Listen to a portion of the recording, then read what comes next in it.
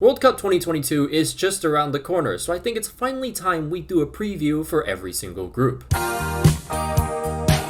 We'll start off with Group A, consisting of Qatar, the Netherlands, Senegal, and Ecuador. When Qatar were awarded the World Cup back in 2010, the country was ranked 114th in the world behind the likes of Guyana and Antigua-Barbuda. However, behind the scenes, the country was cooking something up. In 2004, Qatar established the Aspire Academy with the intent to develop athletes in the country into world beaters. This wasn't just football, this was actually all sports. But there was specifically a football program for U12s to U18s to create the golden generation we see now. Many of these kids were actually scouted from other African nations or Gulf countries, which as a result has created a little controversy as the idea of transferring young teenagers can be considered dangerous.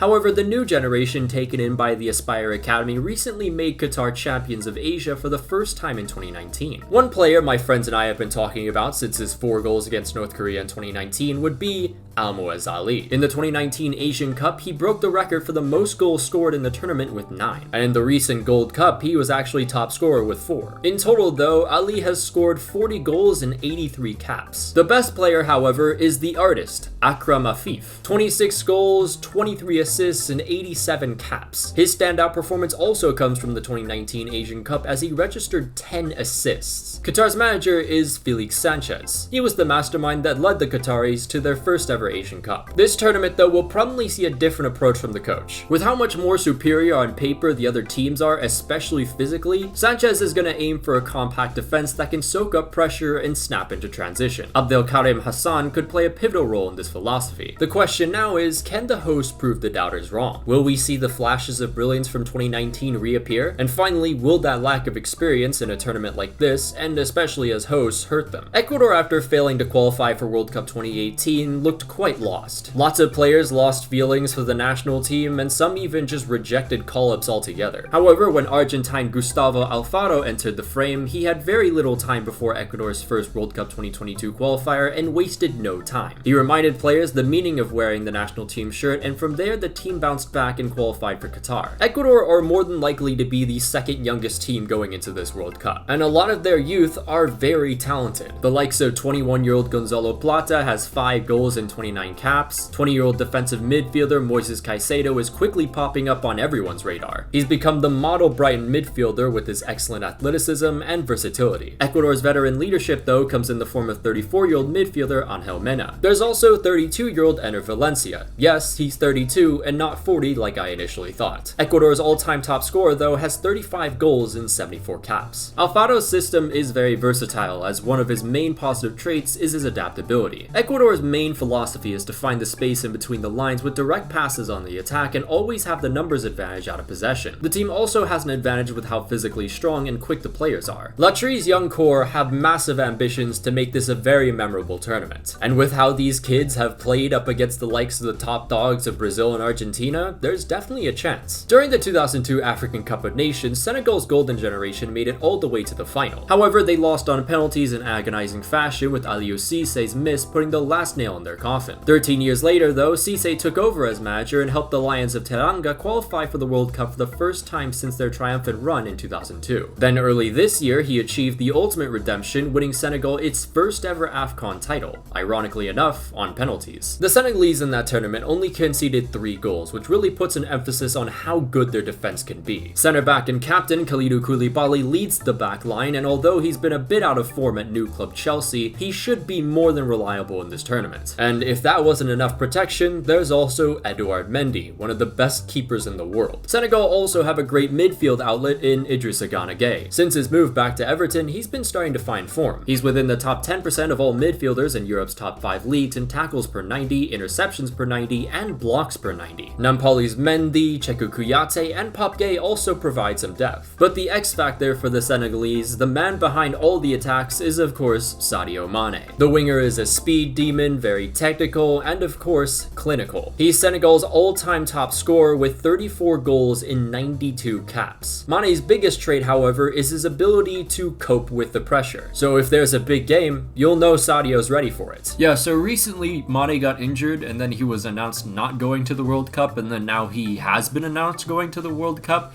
Yeah, I don't know anymore. This little bear, hey, you better not come to life, dude.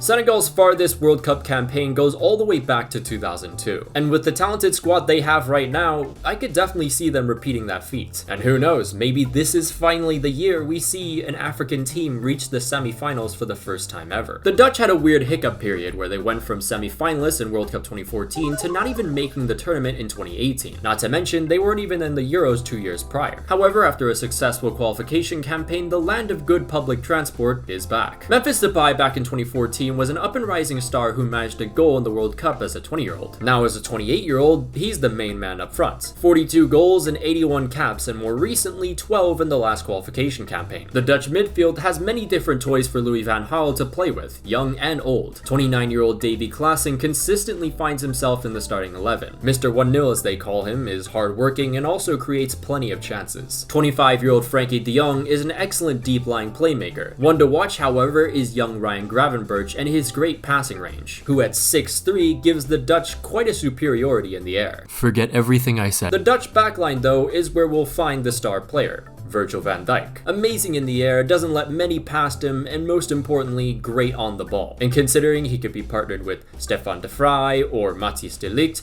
we could see vintage Netherlands 2010. Louis van Gaal was coach in 2014 and once again is leading the way. His philosophy sees the Dutch putting a lot of emphasis on possession. The Netherlands have a lot of quality, but most importantly, they have a head coach that knows what he's actually doing. I could definitely see this team slipping under the radar and maybe even making a deep run, but we'll just have to see. Ad time. This video was sponsored by Skillshare. Skillshare is an online learning platform that inspires discovery through creativity. There are thousands of courses taught by experts in their fields, and there's practically no limitation to whatever you'd want to learn. I've always been intrigued by After Effects, and there's a great class by Jordi van de Put that skips all of the filler and gets me immediately creating. And if you're someone who wants to get into video editing, the same teacher made a perfect class for Adobe Premiere Pro beginners. I also recently started this class on creative writing by Emily Gold to help prevent writer's block. Considering you can learn a lot of these courses at a university, Skillshare will save you quite literally tens of thousands. And now you can save even more. The first 1,000 people to use the link below will get a 1-month free trial. So go out there and expand your creativity, and a big thank you to Skillshare for sponsoring this video.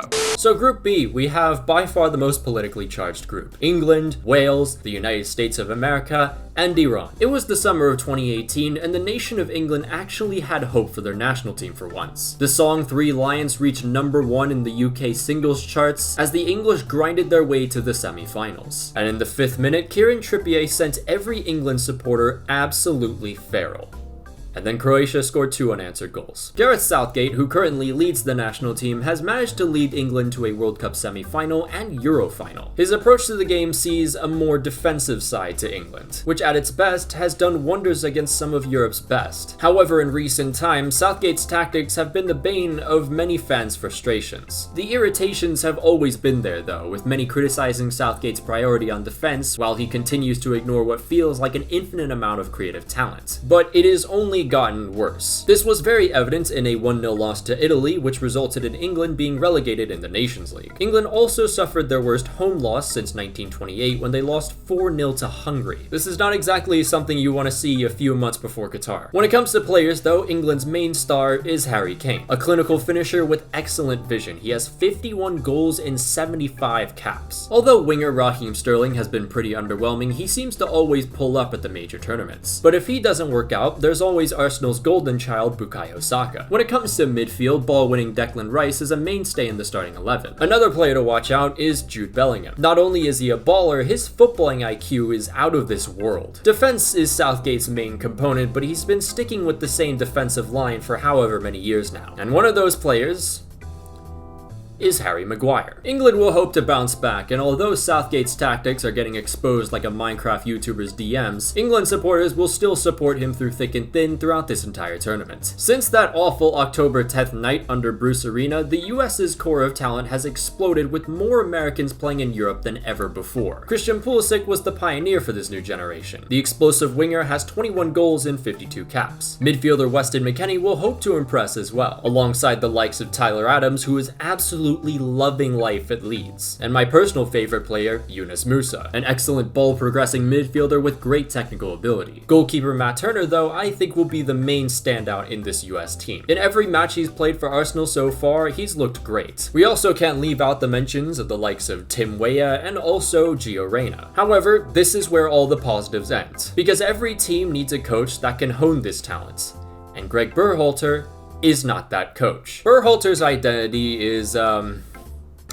yeah, no one actually knows. Because it feels like every single match, there's just a completely new identity and new playstyle. But what's even worse is Berhalter's persistence about playing a certain way and completely disregarding some of the US's best players because they don't fit the system. The likes of centre-back John Brooks and potentially now even Jordan Pefok. Either way though, the US will be hoping their individual talent and the power of patriotism soars them sky high. Wales qualify for the first time since 1958. Back then, they had the great John Charles. Now, Cymru have Gareth Bale. And despite not playing very much, Gareth Bale has proven time and time again that he still got it. The perfect mixture of speed and power has provided 40 goals for Cymru, and if there's a free kick within range, expect Gareth Bale to put it in the back of the net. The Dragons also have midfielder Aaron Ramsey. 20 goals in 75 games, but he's more known for his creativity and work rate. Keeper Wayne Hennessy, though, is one to definitely look out for, as his 9 saves were the reason why Wales qualified. Veteran Ben Davies could also provide some support in the Welsh defense too. And watch out for young Nico Williams too. The modern fullback could give an extra kick to Cymru's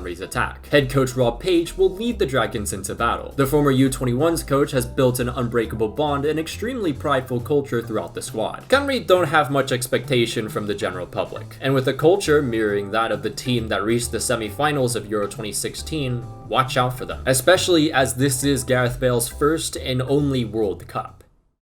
On September 13th, 2022, Mahsa Amini was arrested by Iran's religious morality police due to her not wearing the hijab in accordance with government standards. 2 hours later, she was taken to a hospital after Iranian police reported she had had a heart attack and brain seizure at the police station she had been taken to. However, witnesses in the van with Amini saw her being tortured and insulted in a van. Later on, bruises and blood could be found all over her body, and it became quickly evident that the Iranian police were trying to cover up their brutality. And unfortunately, 3 days after the assault, Amini died in hospital. Hours later, in reaction to her death, a series of protests against the oppressive government began. Women with overflowing bravery were going out in the streets, taking off their hijabs, and even shaving their heads in protest. However, as a result of the revolutions, the Iranian government has been trying to disperse crowds by any means necessary. Actual firearms are being used and sprayed into crowds, and protesters are being severely beaten and tortured. According to HRANA, a human rights group, as of mid-October, there's an estimated 201 protesters that have been killed. But even then, the Iranian people aren't giving up. Every day, they are fighting a repressive dictatorial regime with just their hands.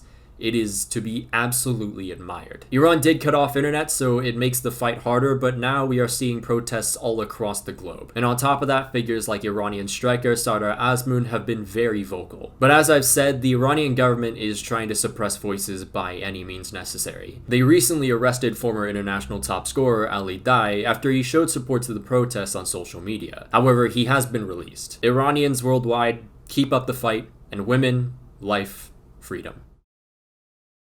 Iran yet again returned to the World Cup in hopes that they'll finally make it out of the groups. And with the return of Carlos Queiroz, that is absolutely possible. Queiroz has been coach of Iran for 8 years and has overseen the generation that looks up to him like a father at this point. His tactical philosophy usually sees the Iranians playing very direct, with long balls being very frequent. And on the transition, they can be very dangerous against possession-based teams. However, it's their strong defense that has allowed them to put up fights against some of the best. That being said though, this squad is starting to age, which means pace could be a problem for the defenders. Midfielder Sahid Asadalahi is going to be a huge cover for the backline. He's been very important due to his ability to break up play, and as Queiroz loves a long ball in behind, Asadalahi can help in that regard too. Striker Mehdi Taremi will be the main man, however. Team Mali's talisman is lethal in front of goal and uses his tall and athletic frame to its fullest potential. For Porto last season, he was arguably a top 10 forward with 20 goals and 12 assists. And in 60 caps for the national team, he scored 28 times. times. Sardar Azmoun could be a threat up front too, but he did recently get injured. This Iranian team has a lot on their minds, so it'll be interesting to see how they deal with that during the World Cup. Next we have Group C, Argentina, Mexico, who have faced each other multiple times in the World Cup already, and then Poland and Saudi Arabia. Two-time winners Argentina have not won the World Cup since 1986. However, spirits are definitely up after the team won the 2021 Copa America, because before then, the last time Argentina won an international trophy, Daft Punk had just started up. Going into the 2022 tournament though, Argentina are massive favorites. They have a 35-match unbeaten run going so far. But what's made this team different from so many featuring the world's best Lionel Messi? Especially since he really isn't at his peak anymore. And it's pretty simple. Unlike years before where Argentina were playing for Messi, they're playing with him now. Head coach Lionel Scaloni has his team playing very narrowly. This way, the players are closer to one another and can create very fluid and quick passing sequences. Another aspect of Scaloni's system are the rotations in the midfield, meaning there's never a distinct shape in the center, making Argentina's attacking patterns unpredictable. And in defense, the Albiceleste always want to win the ball as soon as possible. Goalkeeper Emi Martinez was essential for Argentina in the Copa America and expect the same this fall. And if there's a penalty shootout, you can definitely count on him. Defender Christian Romero has the potential to be one of the best defenders in this tournament. His ability to cover so much space is to be admired. Top 2% in pressures per 90 and top 1% in tackles per 90. Midfielder Rodrigo de Paul could also pose a threat. He loves dictating from deep and also is not afraid to get stuck in. Striker Lautaro Martinez is definitely a candidate for the Golden Boot in this tournament. And add on top of that the 4 goals in 5 games for the national team just this year alone. But of course, there's Lionel Messi, a man that hypnotizes defenders with his dribbling, then paralyzes them with out-of-this-world vision. He may not be at his peak, like I said before, but he's still putting up numbers. 7 goals and 10 assists in Liga already, and then he's got 4 goals and 4 assists in the Champions League. And for the national team, in just this year alone, he's scored 9 times. So we ask this question once again. Is it finally Lionel Messi in Argentina's year? Poland probably won't pull off the incredible feats of 1982, but they'll at least want to, I don't know, escape the group. Striker Robert Lewandowski is currently one of the best scorers in Europe this season. He scored 13 goals, however, he has been kind of missing in the bigger games. But having someone who scored 76 goals for the national team is always a major positive. And if he doesn't work out, there's always the real Polish GOAT. Attacking midfielder Piotr Zielinski has been performing really well for Napoli this season. 5 goal contributions in 9 starts, and he's one of the best this year in shot creating actions per 90 and expected assists per 90. Anchor Grzegorz Kukowiak will provide some cover for the backline and a whole lot of experience. If you look at the Polish squad list on Wikipedia, you'll see one outlier outside of all the keyboard smashings. Matty Cash was actually born in England but has Polish roots from his mother. Last season though, he was one of the best fullbacks in the Premier League. Poland's head coach is Roy Hodgson if he was a Pole.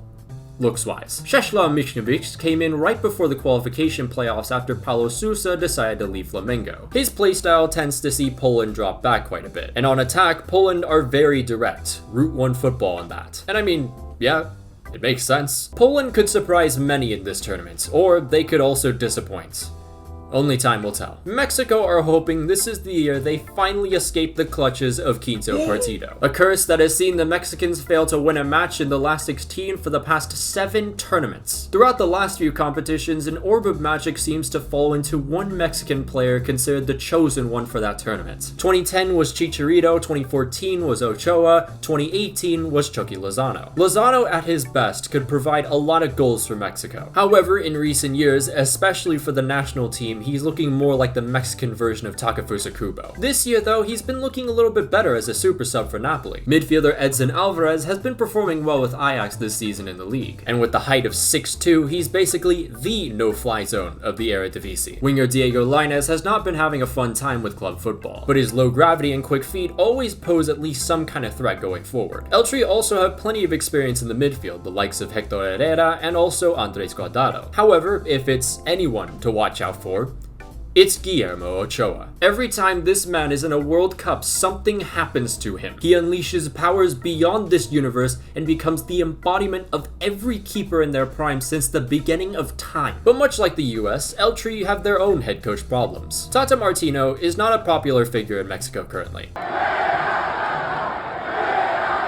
Under him, Mexico are currently on a 3-game losing streak against the US, their biggest rivals, and on top of that, his tactics see an attack duller than FIFA career mode currently. Also, for some reason, Martino acts like he's 2014 Mourinho. The man just refuses to play young talent. I don't really know why. Santiago Jimenez is easily Mexico's hottest prospect right now, and I'm not even sure he'll be called up. Mexico are naturals at flying under the radar in World Cups, but their currently aging squad and coach are really going to test how much magic there is. You know what's crazy? If I didn't start rapping, I would have been a soccer player. I hurt my knee. I hurt my knee back in the day, so like I would have been there somewhere. Probably playing middle wing or some shit. Saudi Arabia over the years have only gotten better and better. Their qualification campaign proved just that as they won a very tough group. The Saudis are led by Jeremy Fragrance, if he were a 54-year-old football coach, and French. Evrenad has a very successful CV when it comes to African football. He won AFCONs with Ivory Coast, but more impressively with Zambia. He was also coached for Morocco in 2018. Considering Saudi Arabia's coaching carousel can be a bit volatile, Evrenad being the outlier gives the national team some newborn confidence. The majority of this team have played together for years, which is always a positive when it comes to the smaller teams. This is especially an advantage to the backline. And speaking of, Saudi Arabia's defense is what really is going to make or break this team during the tournament. Saudi Arabia's attack isn't the most efficient, but they are more than capable of catching keepers out from distance. The wingers also provide a good amount of technicality and speed, which could be the Saudis' trump card. Winger Salem Al-Dossari is the star player here. Along with his pace, he's also very agile and skillful with the ball, and in 67 caps, he has 17 goals. Another goal scorer is Fahad Al-Muwallad, who's bagged 17 in 72 caps. Keep an eye out also on midfielder Salman Al-Faraj. I haven't watched too much of him, but I do remember him being quite the problem when he played against Vietnam. Striker Firas Al-Buraikin could also provide some goals. He had 6 in 24 caps. Saudi Arabia have a tough challenge in front of them, but I wouldn't exactly count them out, especially with the newborn confidence they have. Group D is very similar to one of the groups in 2018, with 3 teams playing against each other again: France, Australia, and Denmark. Included with them, though, is Tunisia. 4 years ago, the French won their second ever World Cup title, 20 years after they had won their first back in 1998. And Le Bleu do not plan on stopping anytime soon. The country is basically a talent factory at this point. Striker Kylian Mbappe will be the star man here. At just 18 years old, this man played a big role in France's World Cup run. He's an explosive and elusive striker with speeds absolutely unmatched. Currently, he has 11 goals in 11 league starts and 7 goals in 6 Champions League starts. There's a reason why he's considered one of the best in the world currently. 2022 Ballon d'Or winner Karim Benzema is his striking partner and will most definitely score some lovely goals. Coming back to the national team for the first time since 2015 saw the Frenchman score 9 goals in 13 caps. France also still have their rock at the back, Raphael Varane. But here's where things start to go against France, because the hospital has become the new capital of the country at this point. There's many French players that will be out for this World Cup, but the biggest hit to France's hopes is the midfield duo of N'Golo Conte and Paul Pogba. Anyone who's watched France even just once knows how absolutely important those two are. Now, although that is a huge loss to the French, there are still some substitutes. Someone like defensive midfielder Aurélien Tchouameni comes to mind. And hell, we could also see Eduardo Camavinga make some appearances. The French team are led by Didier Deschamps, the man who captained France to their first ever World Cup back in 1998. Deschamps took a page out of the Germans' books by being as efficient as physically possible. With such an incredibly strong and talented team, France could make another deep run. But we mustn't forget the rules of the World Cup. 2002 and the entirety of the 2010s has never seen the reigning champion make it out of the groups. France, however, did start that curse back in 2002, so maybe they put an end to it. You never know. 1998 was the last time the Danish saw the quarterfinals. However, this year could be the change with the current squad they have. Kasper Hjulmand is responsible for this team, and in Euro 2020, he had Denmark sailing to the semis on cloud 9 despite adversity. His playstyle sees one of the best defenses going into this tournament. Centre-backs Andreas Christensen and Joachim Andersen are the perfect pair of defenders who can play on the ball. Andersen in particular is one of the best passing defenders in the Premier League. Joachim Melo was great during Euro 2020 with his attacks from the fullback position. And what helps the defensive line even more is the presence of Rasmus Christensen, a more defensive-minded fullback. Midfielder Pierre-Emile Højbjerg was fantastic in Euro 2020 and expect him to be a reliable outlet. Christian Eriksen has come back having downloaded iOS 16 and it really doesn't feel like he's left. However, in attack, the Danish could struggle a bit. Mikkel Damsgaard could be their biggest goal-scoring threat though. He has 14 goals and 18 caps and absolutely exploded onto the scene during Euro 2020. But if it's anyone who's going to be key not only between the sticks but also as stability for this team's mental state,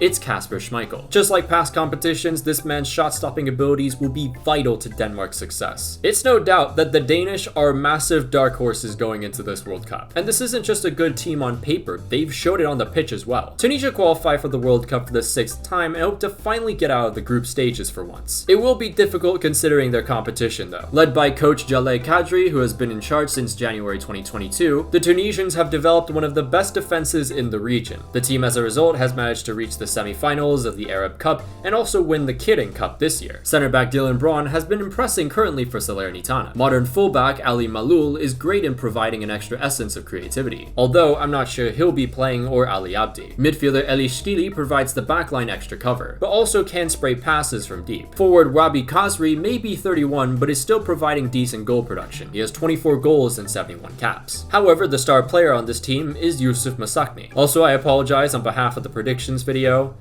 I kinda mixed up the letters. Masakni is a tricky winger with quick feet that plays on the left. He scored 17 times and 87 caps. He's especially dangerous on the counter-attack with all the attributes I've mentioned. And when considering Tunisia's opponents, the counter-attack could be absolutely vital. Tunisia's chances are slim, but definitely don't sleep on the Eagles of Carthage. Head coach Graham Arnold should be commended for his efforts of somehow leading Australia to World Cup 2022. Australia's generations seem to decline more and more over the years, and this was by far one of the weakest in recent decade. Arnold's system sees the Aussies focused on winning the ball and setting up the counter as quick as possible. While out of possession though, the Aussies usually just kind of track back and pack the box. Keeper Matt Ryan was one of the most consistent performers with the Socceroos in qualifiers. If it's anyone who can conjure up some kind of Aussie Cinderella story, it'll definitely be him. Midfielder Aaron Moy can cover a good amount of space and intercept passes. Jackson Irvine, another midfielder, is more so a box-to-box player who has shown an ability to score goals. He's also tall as shit,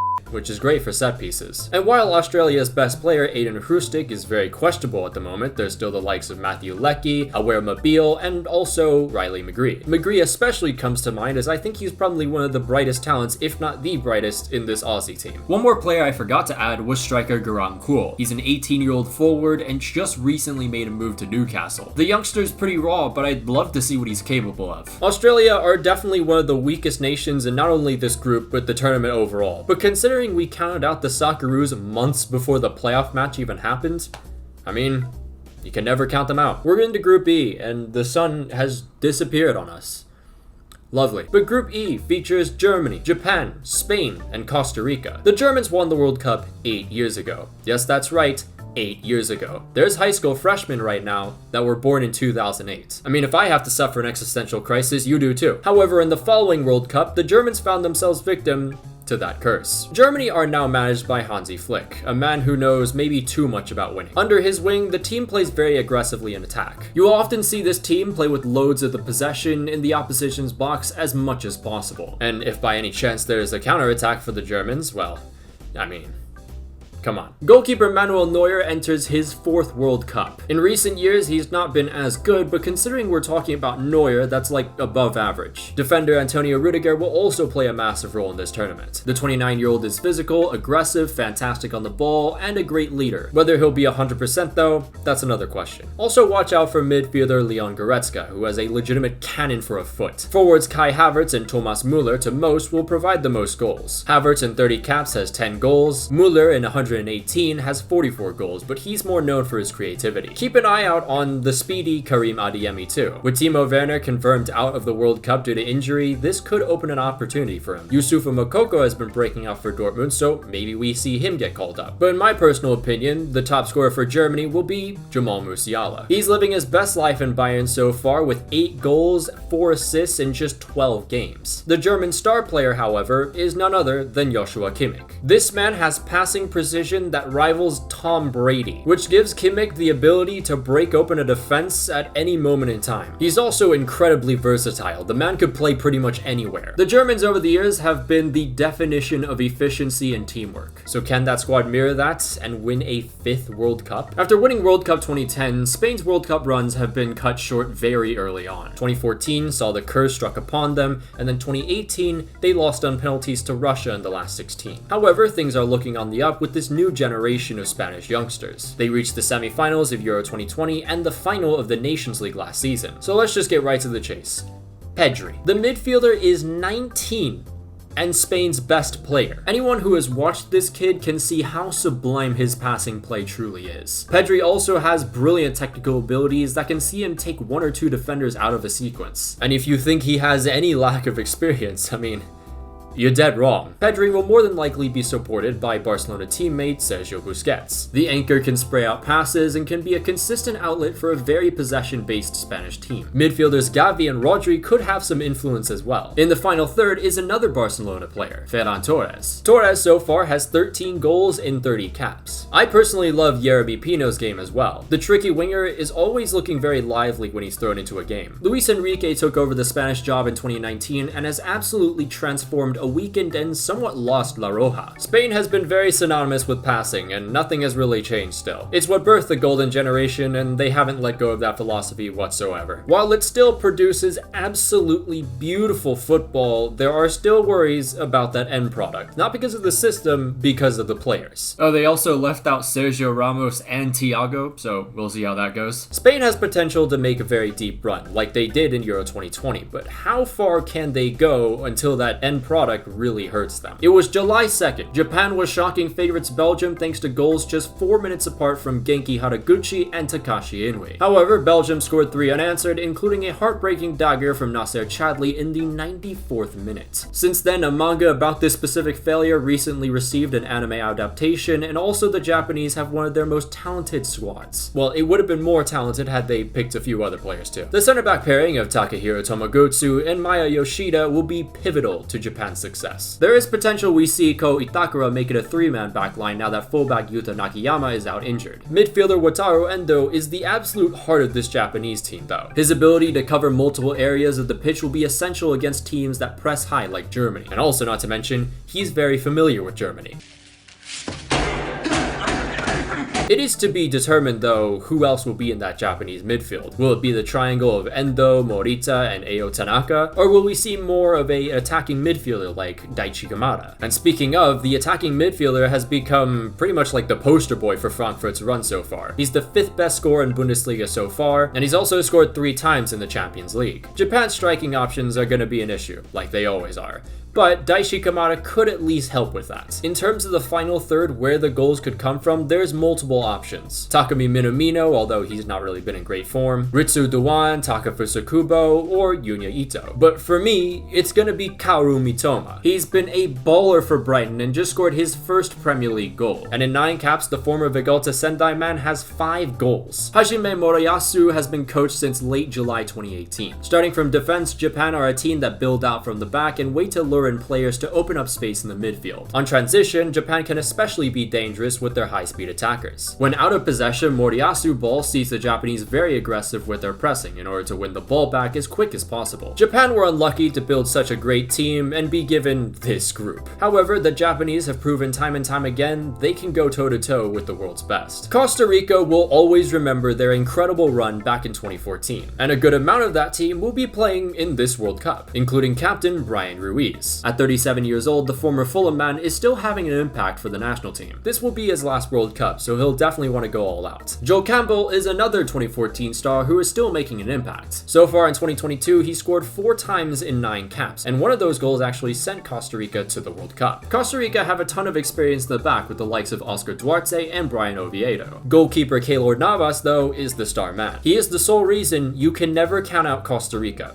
ever. At 35, he's still one of the best keepers in the world. I don't care if he hasn't played that much. His competition is literally Donnarumma. Costa Rica aren't just a team of old men though. Over the last few windows, we've started to see this new generation of young talent. That includes 18-year-old forward Usain Bennett of Sunderland. It was a Colombian head coach who led the Costa Ricans to their best run in 2014, and it will yet again be a Colombian to lead them in 2022. Luis Fernando Suarez sees his team play mainly long balls to escape pressure. This is possible because Keylor Navas is really good at distributing the ball. What I've noticed in particular about Costa Rica's attack are the early crosses, which they use quite frequently, and it's to good effect as well. When it comes to defense though, Costa Rica are much different from most of the teams in this tournament. Instead of really going for that high pressure, high octane pressing, they really just sit back. Costa Rica has it tough, but a player like Keylor Navas changes anything.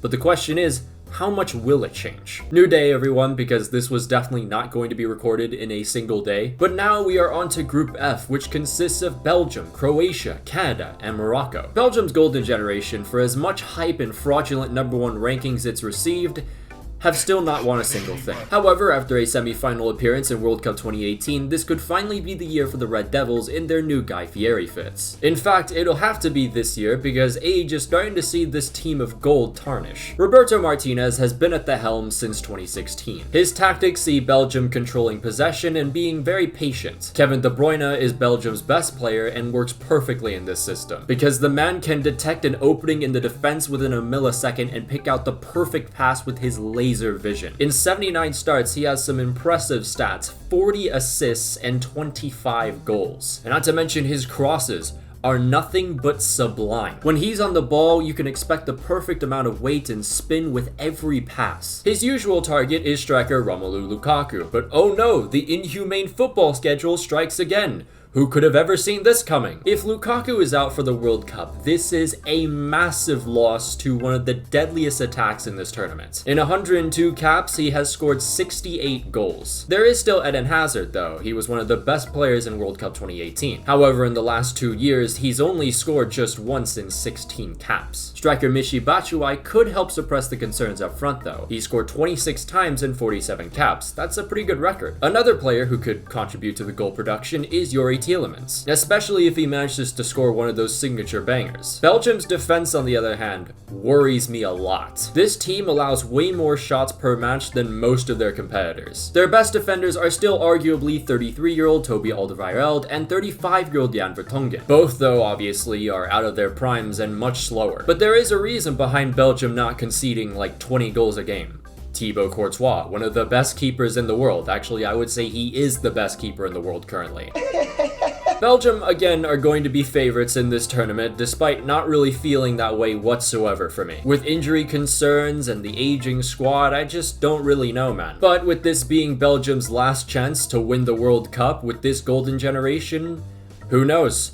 Maybe it actually happens this year. Croatia were the Cinderella story of World Cup 2018 with their runners-up finish, 20 years after finishing third in 1998. Don't think that was a fluke either though, because the Croatians just recently won their group in the Nations League that consisted of the likes of Denmark and France. Midfielder Luka Modric has been integral to Croatia's successes. The midfield maestro has a gift in setting the tempo and creating space in advance for players to score a goal or even provide the goal. As we've seen in 2018, Modric also has an eye for goal himself. He isn't the only quality midfielder, there's a plethora of them. Mateo Kovacic is an excellent technician and sometimes just whips out the craziest accurate passes I've ever seen. It may feel like Marcelo Brozovic is 45, but he's actually just 29. The anchor has been essential to Inter's successes, so expect him to do the same for the Croatians. There's multiple options when it comes to who will be defending for Croatia this year. Josko Gvardiol is a center back in high demand when it comes to club football. There's also veterans Domago Vida and Dejan Lovren. Josip Šutalo could also see the pitch as he got a clean sheet against France. When it comes to goal scoring though, there's a few options as well. Mario Pasalic has 7 goals and 42 caps. Winger Ivan Perisic not only scores goals but can provide some creativity. He scored 32 goals, assisted another 21 in 92 appearances. Andre Kramaric is probably going to be the man at the top. He scored 19 goals and 73 caps. And his form is looking pretty decent this year. He scored 3 times in 8 games. Zlatko Dalic was the man behind the incredible 2018 run, and he hopes hopes to do the same this year. Under his management, Croatia play with a decent amount of possession, but they're also pretty comfortable going direct using their aerial and physical prowess. Speaking of aerial, Croatia are very good on set pieces. For some people, including me, who are seeing what Belgium's situation is looking like, Croatia could be the favorites to win this group. The real question is, how far will they go from there? Morocco qualified in 2018, but didn't really make much of an impression. The team over the last 4 years, though, has improved, with most of the squad in their prime years. Not to mention, Hakim Ziyech is back now that the former coach is gone. The new head coach is Walid Regragui. Morocco tend to be a team that plays with the most possession, but considering their opponents and African qualifiers, that'll probably be different in this group. So in this case, it'll be defense that will need to be perfected when it comes to Morocco's chances of getting out of this group. And I'd say they have a pretty solid backline and also are very good in the air, which makes sense considering they have center back Nayef Aguerd. Fullbacks are another strong suit. Nusser Mazraoui and Ashraf Hakimi are both fantastic, especially Hakimi. Midfielder Amin Harit could provide some creativity with his 5-shot creating actions per 90. Youssef En-Nesyri is the man up top, but his goal-scoring form for Sevilla has only been going downhill. The aforementioned Hakim Ziyech, though, is the star player here. The winger has a lower passing percentage, but that's only because he's so ambitious with his passing. He could quite literally make something out of nothing. In 42 caps, Ziyech has scored 17 goals and assisted 7. The only issue with Ziyech is the fact that he hasn't really been playing for Chelsea, and also he's only just gotten back into that Moroccan side. So will he be at his best in Qatar? We'll have to see. Looking at this team Morocco have, definitely do not count them out, because there is potential for them to get out of this group. Canada back in 1986 took a team of a few pros, indoor footballers, and amateurs to the World Cup. They may have not scored the entire tournament, but considering their opponents, I'd say it was a decent effort. Now it's 2022, and the Canadians are back after turning their federation from a joke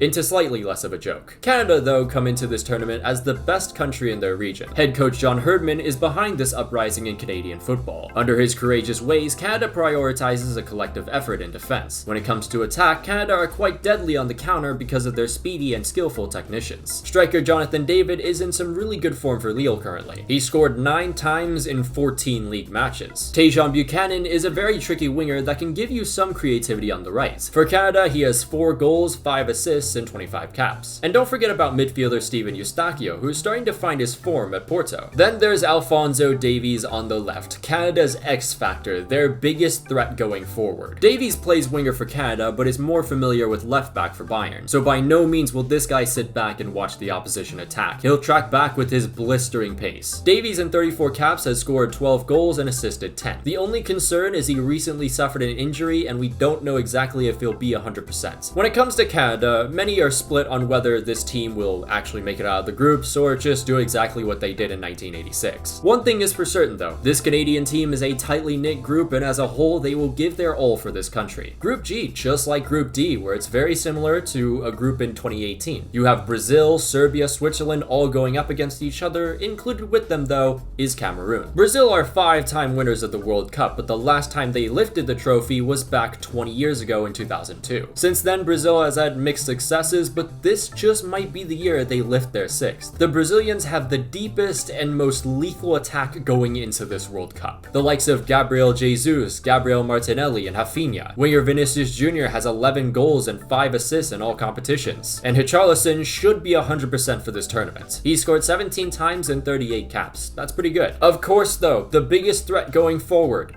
is Neymar. Not even a question. After putting up almost 2 seasons of underwhelming performances, Neymar is looking lively again. Not to mention, even during this period, he was still looking pretty good for Brazil. But he's just below Haaland when it comes to goal contributions in the top 5 leagues. 15 goals and 11 assists in 22 games. He is balling out. For the national team, he's looking even better though. In 2022 alone, he scored 12 times and assisted 10 in 14 games. Neymar has built up a ton of experience over the years, and he's also managed to overcome some of the barriers that have been in front of him. So will this be finally the year Neymar lifts the World Cup? Under manager Tite, Brazil out of possession presses aggressively to win the ball back as soon as possible. In order to do this, they're pretty compact and narrow in shape. This type of shape's goal is to basically suffocate the opposition into making a mistake. Brazil's center back partnership will more than likely be Thiago Silva and Marquinhos. Both are excellent on the ball. Thiago Silva in particular is really good at picking out passes from deep. deep. The fullbacks though could be a slight weakness. Casemiro could help with that weakness as the man will provide an extra blanket of protection for the backline. And of course there's goalkeeper Alisson, a great shot stopper. Brazil go into this as strong favorites, there's no doubting their strengths. But it will be interesting to see how far they can go under this kind of pressure and under these many expectations. Serbia aim to finally make it out of the groups for the first time as an independent nation, and with this team it's entirely possible. Managed by Dragan Stojkovic since 2021, the Serbians have won 13 of his 20 games in charge. His philosophy sees the Serbians always playing passes with some kind of intent, so there's not many long balls or passes for the sake of just holding possession. Serbia's biggest strength is their striking partnership. Dusan Vlahovic has 7 goals for Juventus, and for the national team he's scored 8 times in 16 caps. Then there's arguably one of the best strikers in Europe currently,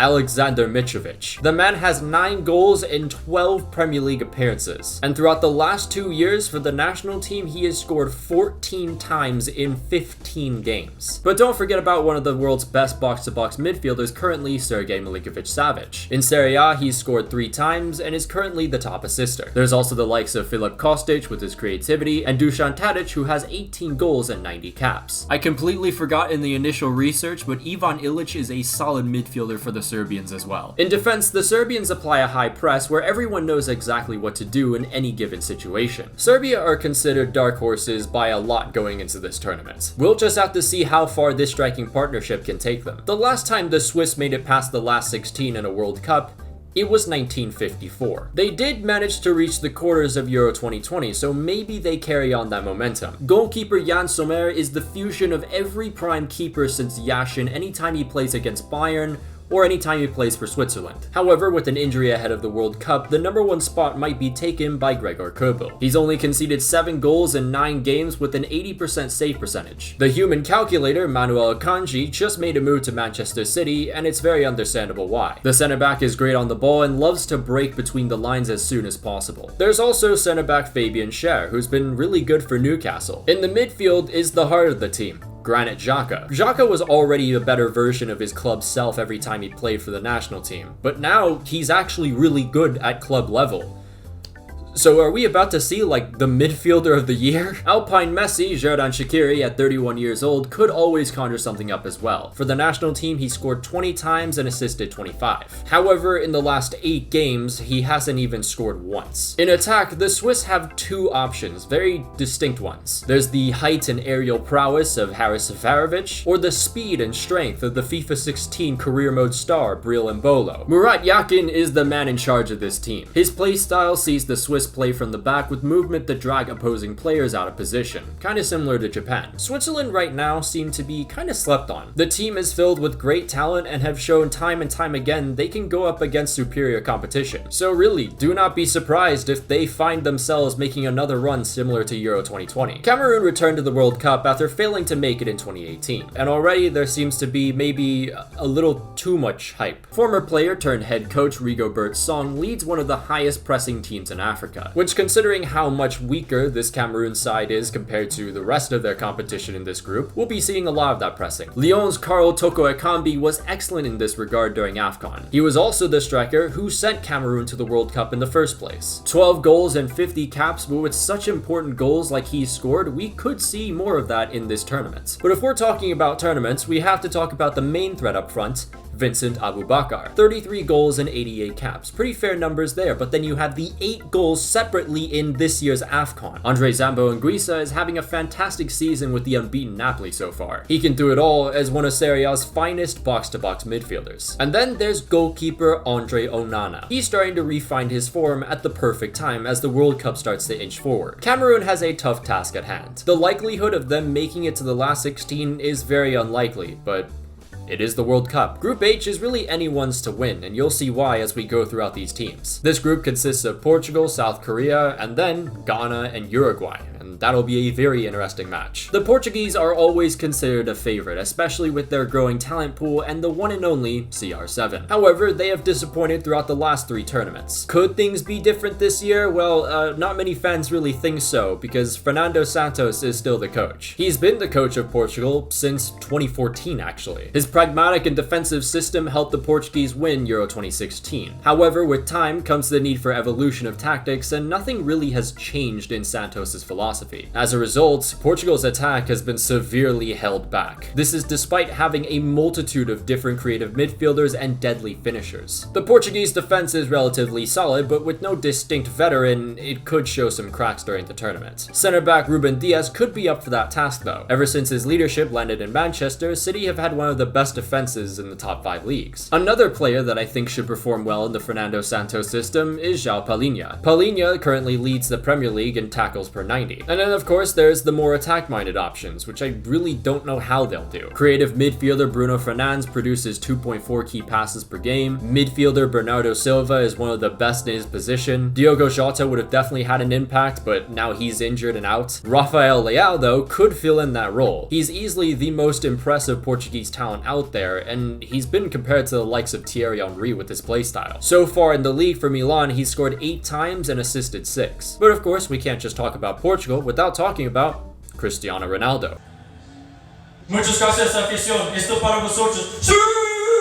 117 goals, that's the most of any male in international football. There's no doubt he plays, but the question is, will he make an impact? As impressive as that international record is, age is starting to show Ronaldo his cruel but inevitable fate. He's only scored just 2 times in 7 caps this year, and it's really not anything better for club. He's only scored 1 single Premier League goal in 4 starts. He's not even starting that much. It's certainly a mixed bag for Portugal. This should be a team that competes deep into the tournament, but they're being held back by outdated tactics. Either way, Portugal should advance out of this group, keyword should, but I'm not really sure how they'll go from there. Uruguay are a team you can never overlook in any World Cup, and this year is no different. Midfielder Rodrigo Bentancur has established himself as a solid defensive-minded midfielder in the Premier League, and then there's Federico Valverde, who is in a completely different dimension right now. He's been arguably Real Madrid's best player this season. 9 goals and 4 assists, and he's just an incredible midfielder. He's also extremely versatile and disciplined in decision-making, providing Uruguay a whole lot of tools within just one single man. Nothing has really changed up top. It's probably still going to be Luis Suarez. He may be 35, but this year he scored 3 times in 6 caps. Darwin Núñez will also play a role in goal scoring. He scored 3 times in 13 caps. When it comes to defense, center-back Ronald Araujo will be important, however he's currently recovering from injury. After a 16-year reign from Oscar Tabarez, Diego Alonso is tasked with leading the Uruguayans. His team progresses more through dribbling than passing. They also play very narrowly in shape in order to prevent attacks going through the center. However, that does leave the wings exposed. Uruguay have some great attacking players, but that defense could be a little bit questionable. They did lose to Iran 1-0. But nonetheless, it will be interesting to see how far this team goes, because they always seem to do better than everyone expects them to. The farthest the South Koreans have ever gone in the World Cup was back in 2002.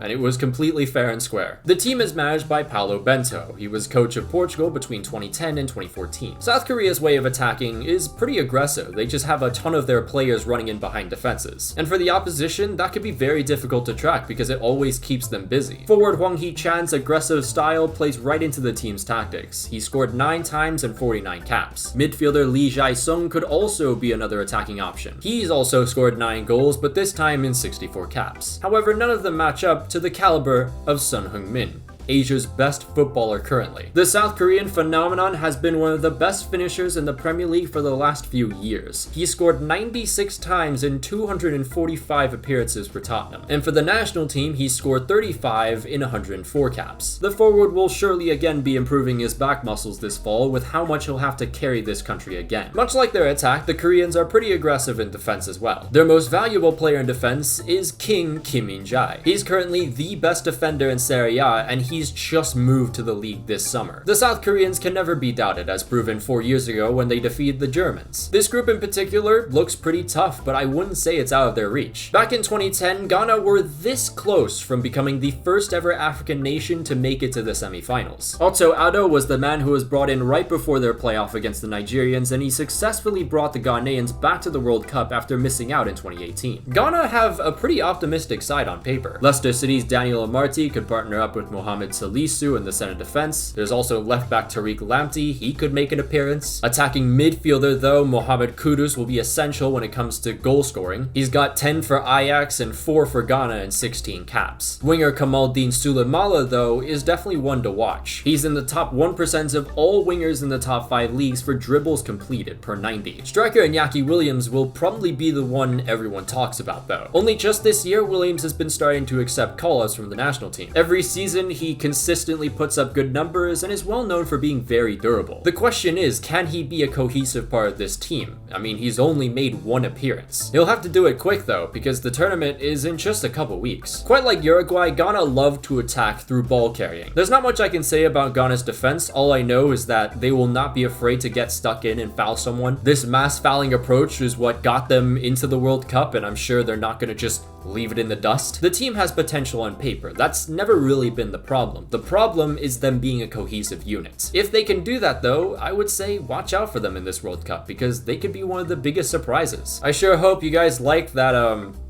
I don't know, 40+ minute preview. I wasn't really wanting it to be this long, but you know, there was a lot to cover, and it is the World Cup. I can tell you now though, I'm not doing anything like this for another year. But of course, a massive shout out to all our patrons, including Janos Balas, Santley Hengetenis, El Favi, Miliway009, Alex Rod, Olta, Min Suomes, Araisan, Daniel Ortiz, Francisco Hernandez, Ice Shadow Ninja, Juan Leras, Miguel Munoz, Muyendin Mintang, Return Fire, Rory Burns, Subscribe to Tenditem, The Motor Drive, Tomicus, Vanilla Mexican 17, Victor, Chris Damasceno, David Dunn, Declan Malloy, Dominic Griffin, Emmett Shea, Lewis, Jordan Clavitt, Mohamed Obok Hale, MXW, Patrick Barley, President Pulisic, and of course, Unbroken Persona. If you'd like to join the Patreon, there'll be a link down below and up in the annotations. You can follow my Twitter if you'd like. Again, we're getting close to 10K. You can follow my Instagram if you want. Follow my TikTok, trying to get to 15K there. And of course, you can follow my inactive, or actually semi-active Twitch. But until then, I'll see you guys.